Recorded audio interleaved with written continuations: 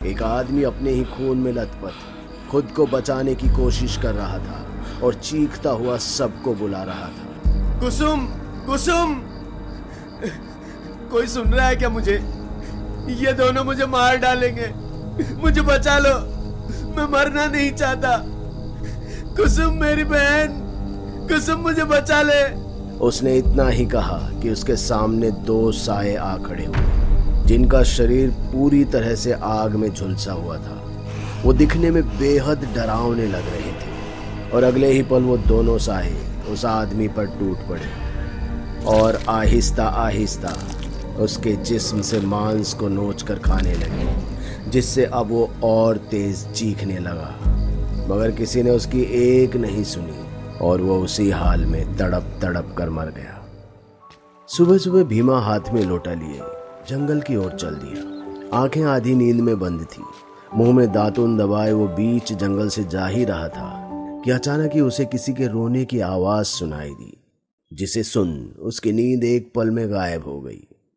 छोड़ दे मेरी पत्नी को, छोड़ दे, वरना मैं तुझे जिंदा नहीं छोड़ूंगा।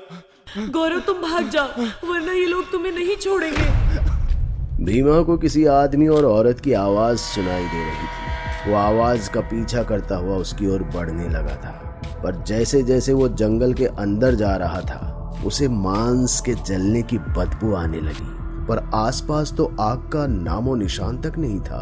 भीमा बड़ी हैरानी से इस बारे में सोच ही रहा था कि तभी उसे दूर पड़े सूखे पत्तों के ढेर में कुछ हलचल दिखाई दी। भीमा उसे बड़े गौर से देख ही रहा था कि तभी उन सूखे पत्तों को चीरते हुए दो जलते हुए जिस्म बाहर निकले और भीमा को देख उसे मारने के लिए दौड़ पड़े। भीमा भी उन जलती हुई लाशों को देखकर डर गया और हाथ में पकड़ा लोटा सामने की ओर फेंक उल्टे पैर दौड़ पड़ा। भीमा अपनी पूरी जी जान से जंगल से बाहर निकलने के लिए दौड़ रहा था। उसने एक बार भी पीछे मुड़कर नहीं देखा और जब हांफता हुआ वो गांव में पहुंचा तो सब लोग उसका ये हाल देखकर चौंक गए और उसने भी सारा वाकया गांव वालों को बता दिया। भीमा की बात सुन गांव वाले भी उसके साथ फिर से उसी जगह पर पहुंचे, लेकिन उन्हें वैसा कुछ भी दिखाई नहीं दिया जैसा कि भीमा ने उन्हें बताया था। इस कारण भीमा का मजाक बनकर रह गया, क्योंकि सब उसे कह रहे थे कि भीमा खुली आंखों से सपना देखता है। ये बात भीमा को बुरी लगी। वो उसी रात चोरी छिपे उसी जगह पर एक पेड़ के ऊपर जाकर बैठ गया और हाथ में कैमरा लिए कुछ रिकॉर्ड करने लगा। लेकिन जैसे जैसे रात गहरी होती गई भीमा के सब्र का बांध टूटने लगा और कब उसे नींद आ गई उसे पता ही नहीं चला। बाबा आप भी ना हद करते हैं, कितनी बार कहा है वेद जी का काढ़ा समय से पी लिया करो, लेकिन जब तक मैं 4 बार ना बोलूं तब तक आपके कानों पर जूं नहीं रेंगती। चंदा ने अपने बाबा राम नरेश से कहते हुए उसके आगे काढ़े का गिलास रख दिया और घर से बाहर काम करने के लिए चल दी। 19-20 साल की उम्र में चंदा बहुत समझदार हो गई थी और उतनी ही नटखट भी। उसके चेहरे पर कभी शर्मिलापन रहता तो कभी गुस्सा। राम नरेश की इकलौती संतान होने के कारण उन्हें भी चंदा का घर बसता हुआ देखना था।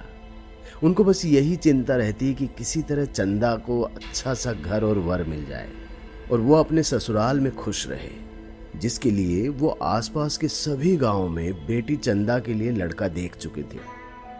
फिर एक दिन गांव के मुखिया ने राम नरेश से एक लड़के का जिक्र करते हुए कहा, भाई राम नरेश, तुम्हारी ये बेचैनी अब हमसे देखी नहीं जाती।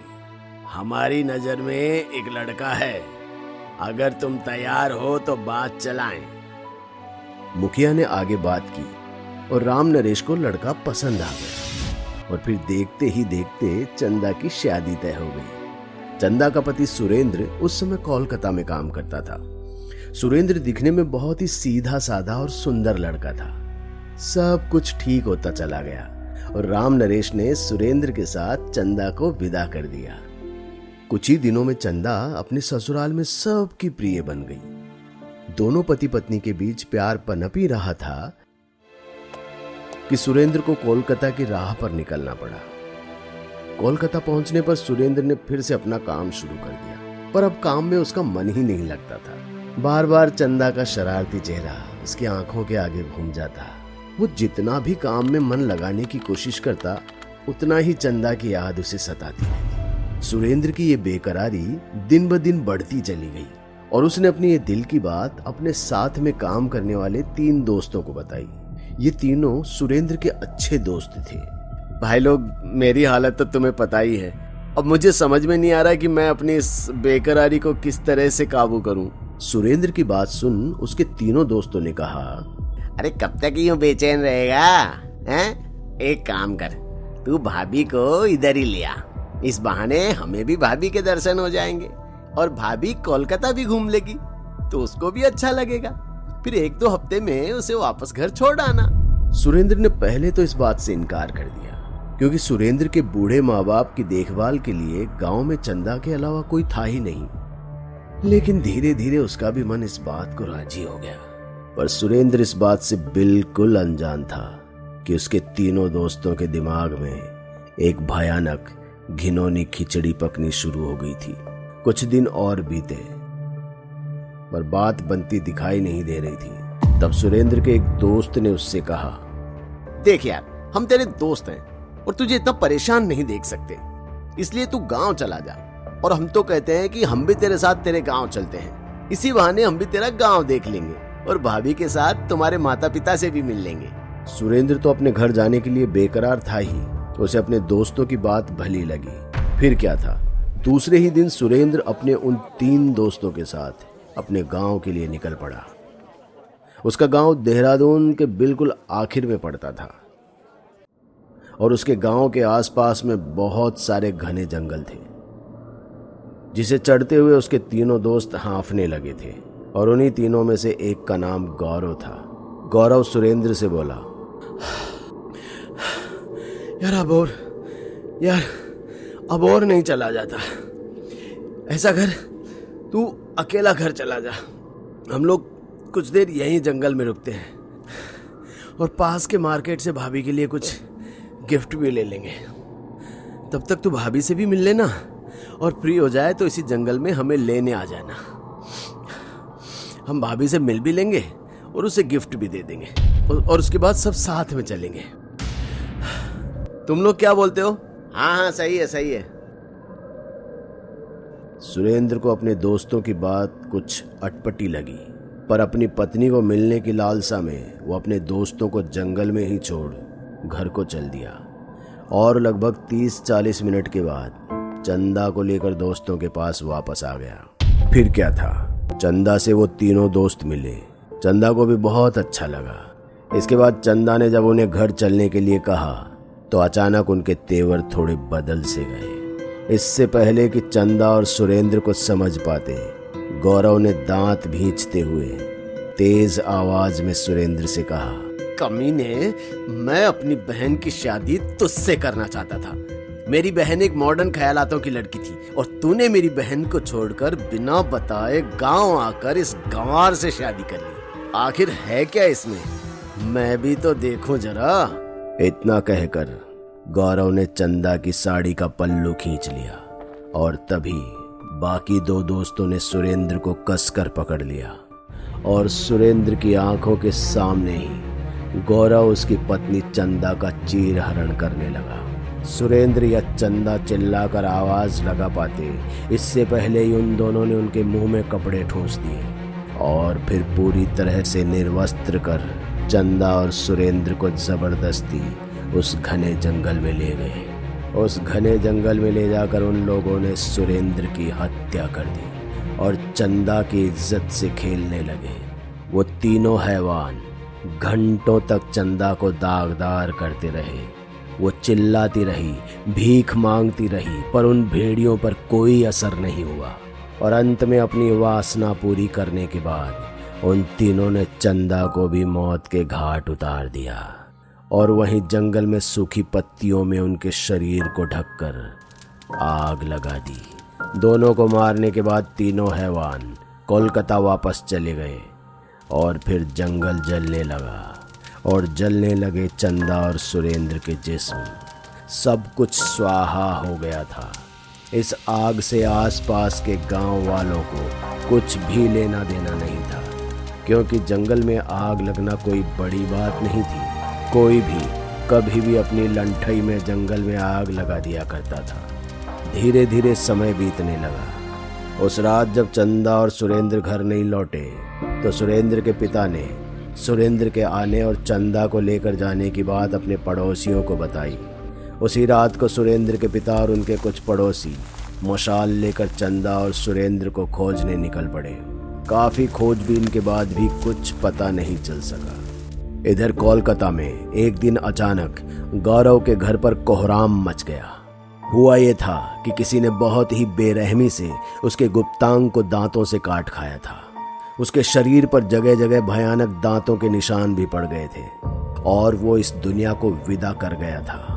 पुलिस की पूछताछ में उसके घर वालों ने बताया कि 1 महीने से गौरव का किसी लड़की के साथ चक्कर था। वो दोनों बराबर एक दूसरे से मिलते थे, पर लड़की कौन थी, कैसी थी, किसी ने नहीं देखा था। इसी दौरान पुलिस को गौरव की बहन से एक अजीब और डरावनी बात पता चली। एक दिन जब गौरव भैया घर से निकले तो मैं भी उनके पीछे पीछे हो ली। गौरव बस्ती से निकलकर एक सुनसान रास्ते में बनी पुलिया पर बैठ गया।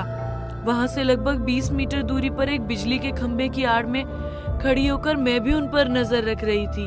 अब मुझे बहुत अजीब लग रहा था। ऐसा लग रहा था कि गौरव भैया किसी से बात कर रहे हैं, पर गौरव के अलावा वहाँ कोई नहीं था। फिर मुझे लगा कि गौरव भैया पागल तो नहीं हो गए हैं ना। अभी मैं यही सोच रही थी तभी 2 भयानक जली और सड़ी हुई लाशें मेरे पास आकर खड़ी हो गई। वो बहुत डरावनी दिख रही थी। मैं पूरी तरह से डर गई थी। फिर अचानक से उन दोनों ने चीखते हुए कहा, तेरे भाई के 2 दोस्तों को तो मैंने मौत के घाट उतार दिया, अब तेरे भाई की बारी है। नोचा था ना उसने मुझे, मैं भी उसे नोच नोच कर खाऊंगी। और हाँ, याद रख, अगर किसी को ये बात बताई तो मैं तेरे पूरे घर को बर्बाद कर दूंगी। इतना कहते ही गौरव की बहन सुबक सुबक कर रोने लगी। साथ ही पुलिस और आसपास जुटे लोग सकते में आ गए और पूरी तरह डर गए, क्योंकि गौरव का जो हाल हुआ था वो बयां कर पाना मुश्किल ही नहीं, नामुमकिन था, क्योंकि उसके 2 और दोस्तों की भी किसी अज्ञात तरीके से बेरहमी से मौत हुई थी। इसके बाद भीमा की नींद खुल गई। रात के करीब 3 बज रहे थे। उसे अब डर लग रहा था, पर वो ये भी जानता था कि उसने जो भी देखा वो महज एक सपना नहीं है। इसलिए वो सपने में देखी हुई उसी जगह पर गया जहां चंदा और सुरेंद्र को जलाया गया था, और उसका ये शक सही निकला। वहां अभी भी दोनों के अवशेष दफन थे, और भीमा ये भी जानता था कि चंदा और सुरेंद्र उसके ही गांव के रहने वाले हैं। पर बस अब फर्क ये था कि उसके माता पिता 3 साल पहले गुजर चुके थे। उनके परिवार में अब कोई भी जिंदा नहीं बचा था। इसलिए अगली सुबह भीमा ने ये बात सभी गांव वालों को बताई, और सभी गांव वालों ने एक साथ मिलकर सुरेंद्र और चंदा का अंतिम संस्कार कर दिया और उनकी आत्मा को मुक्ति दिला दी। दोस्तों, अगर आपको हमारी कहानी अच्छी लगी हो तो लाइक, कमेंट और शेयर जरूर करें। साथ ही रेगुलर अपडेट के लिए चैनल को सब्सक्राइब करें। और अगर आपके पास भी कोई डर से भरी दमदार कहानी है तो भेजिए हमारे मेल एड्रेस पर अभी।